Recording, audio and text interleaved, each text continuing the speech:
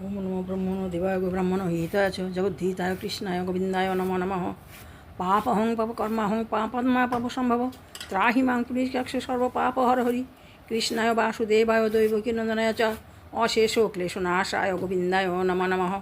হে কৃষ্ণ করুণা সিন্ধু দীনবন্ধু জগৎপতে গোপেশ গোপিকা কান্ত রাধা কান্ত নমস্তুতে।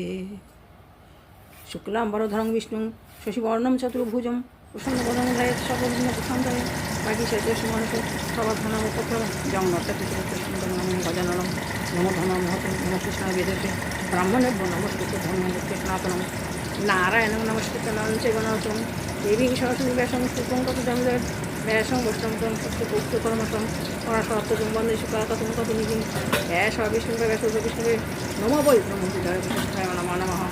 অচতুর নমাধুবার প্রহরী অভার লচু ভগবান বাদুয়াইন বক্রানি পঞ্চজানি পঞ্চাদান কুমার দশাধ্যায় কুমার দেবদম্বরে এবং অষ্টাদশ ধাই গীতা বাংময়ী মূর্তি শ্রী জানি জ্ঞান মাত্র মহাপাত বনাশ্রী ওম অখণ্ড মণ্ডলাকর ব্যক্তিমেন চরাচরম অপদম দোষিত নম তস্মৈ শ্রী গুরুবে নমঃ।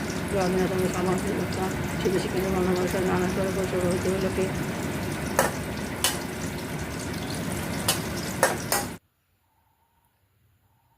নমস্কার বন্ধুগণ, আমি আমার অমানিভা মুখার্জি ব্লগ হরিকথা চ্যানেলে তোমাদেরকে সবাইকে স্বাগত জানাচ্ছি।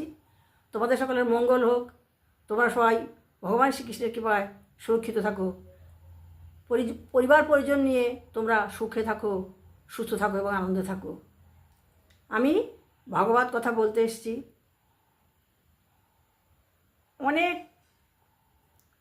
অপমান, অনেক কিছু সহ্য করতে হয়, তবুও আমি বলছি শুধু ভগবানের চরণে আমি সদা প্রণতা বলে আমি বলছি, কারণ আমি তার নাম করি এবং তার নাম করে জানি না, তার নাম করে যদি আমার অন্যায় হয় তাতেও আমি ভগবানের নাম করতে আমি ছাড়বো না, এটাই আমার কথা। তোমরা আমার ভাগবত কথা শুনবে এবং তোমরা শ্রীকৃষ্ণের কৃপা পাবে। ভাগবতম শ্রবণম মঙ্গলম, ভাগবত শ্রবণ করলেই মঙ্গল হয়, সুতরাং তোমরা ভাগবত শ্রবণ করো। ওম হরি ওম তৎসৎ, ওম হরি ওম তৎসৎ, ওম হরি ওম তৎসৎ। ভগবান প্রদ্যুম্ন শাল্যের সমস্ত ইন্দ্রজাল ধ্বংস করে দিল। এখন তার এমন তীর ছিল, সেই তীর দিয়ে সে সমস্ত ইন্দ্রজাল ধ্বংস করলো।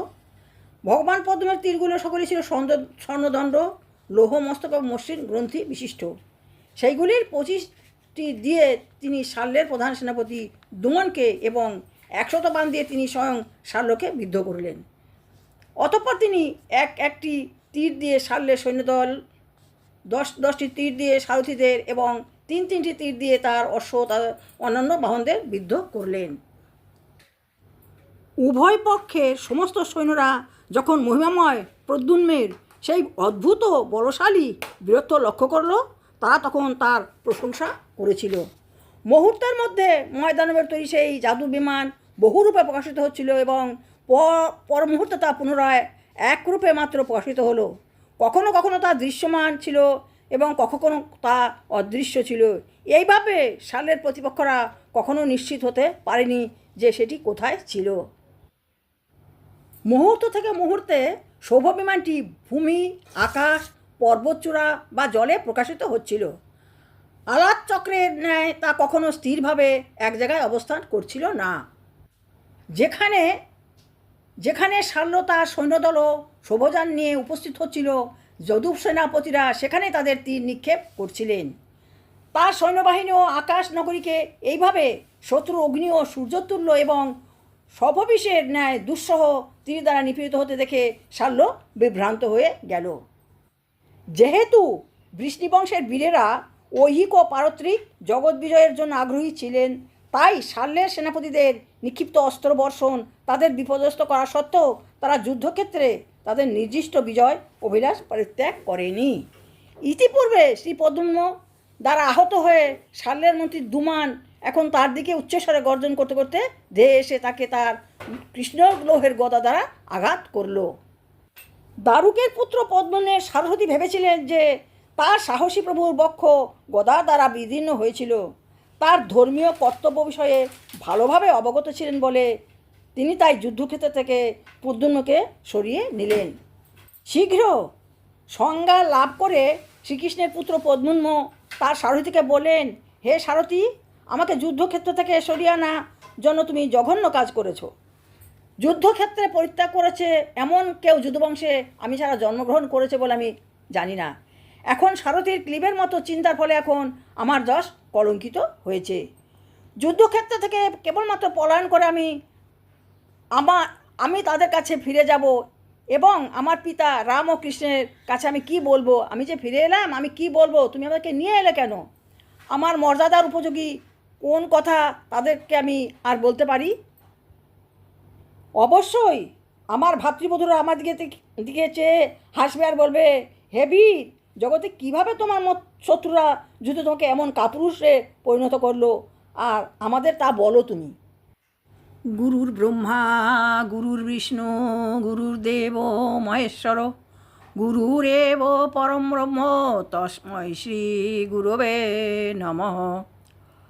অখণ্ড মণ্ডলাকারম ব্যপ্তমেন চরাচরম তৎপদং দর্শিতং येन তস্मै শ্রী গুরবে নমঃ। অজ্ঞানতিমিরান্ধস্য জ্ঞানাঞ্জনশলাকয়া চক্ষুरुन्मिलितं येन তস্मै শ্রী গুরবে নমঃ। অসতমা সদ্গময় তমসমা জ্যোতির্গময় মৃত্যুমামৃতং গময়ম শান্তি শান্তি শান্তি।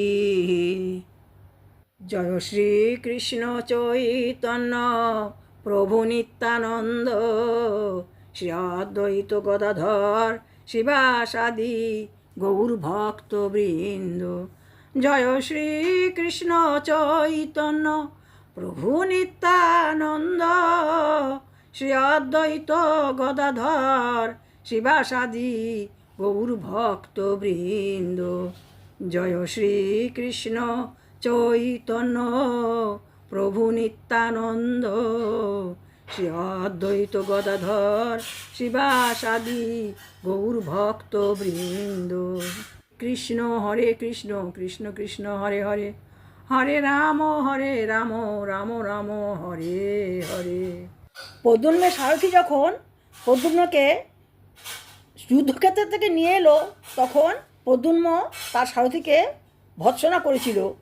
তখন সারথী বলেছিল, হে চিরজীবী, আমার নির্দিষ্ট কর্তব্য ভালোভাবে অবগত হয়ে আমি তা করেছি। হে প্রভু, সারথী অবশ্যই বিপদগ্রস্ত রথীকে রক্ষা করবে এবং রথীও অবশ্যই তার সারথীকে রক্ষা করবে। মনে রেখে, যেহেতু আপনি আপনার শত্রুর গদাঘাতে অচেতন হয়েছিলেন, তাই আপনি গুরুতর আহত হয়েছেন মনে করে আমি যুদ্ধক্ষেত্র থেকে আপনাকে সরিয়ে এনেছিলাম। ইতি শ্রীমদ্ ভাগবতের দশম স্কন্ধের শাল্য বৃষ্টিদের মধ্যে যুদ্ধ নামক ভক্তি বেদান্ত তাৎপর্য সমাপ্ত। ভগবান প্রদ্যুম্ন যখন শাল্যের সমস্ত মায়াজাল ধ্বংস করে দিয়েছিল, তখন শাল্যের সেনাপতি যে ছিল সে দুমন, সে বিরাট একটা গদা দিয়ে প্রদ্যুম্নের বুকে আঘাত করেছিল। সেই বুকে আঘাত করার ফলে প্রদ্যুম্ন অচেতন হয়ে যান এবং তার সেনাপতি যে ছিল সে তার প্রভুকে যুদ্ধক্ষেত্র থেকে সরিয়ে আনেন। এই সরিয়ে আনার জন্য ভগবান প্রদ্যুম্ন তার সারথীকে ভৎসনা করেছিলেন। আজ আমি এইটুকুই বর্ণনা করলাম। পরবর্তী ভিডিওতে পরবর্তী অংশ বর্ণনা করব।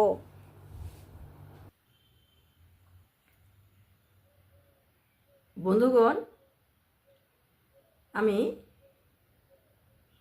অতি দিনভাবে ভগবানের নাম করি এবং অতি দিনভাবে ভগবানের কথা আমি স্মরণ করি এবং আমি সবাইকে একটু শোনানোর চেষ্টা করি। জানি আমার কথা কেউ শুনতে চায় না, তবুও আমি বলি। আমি তোমাদেরকে আমার অন্তর থেকে নমস্কার নিবেদন করি। তোমরা সবাই সুস্থ থাকো, সুখে থাকো, আনন্দ থাকো। ভগবান শ্রীকৃষ্ণ তোমাদেরকে সর্বদাই সুরক্ষিত রাখুন। হে পরম পিতা, হে পরমেশ্বর, হে কৃষ্ণ, হে নারায়ণ, আমি তোমার চরণ সর্বদা স্মরণ করে থাকি। তুমি আমাকে কৃপা করো প্রভু। আমি কারো কৃপা না পাই, তোমার কৃপা যেন পাই প্রভু। আমি সদা সর্বদা তোমার চরণে প্রণত থাকি। আমি তোমার কথা বলি, তোমার পথে চলি প্রভু। আমি আমার ভেতরে কাউকে আসতে দিতে চাই না প্রভু। আমি সদা শুধু তোমার চিন্তা করি, তোমার ভাবনা করি প্রভু। তুমি আমাকে কৃপা করো, কৃপা করে আমার যত অপরাধ আছে ক্ষমা করে দিও। হে কৃষ্ণ করুণা সিন্ধু দীনবন্ধু জগৎপতে, গোপেশ গোপিকা কান্ত রাধাকান্ত নমস্তুতে।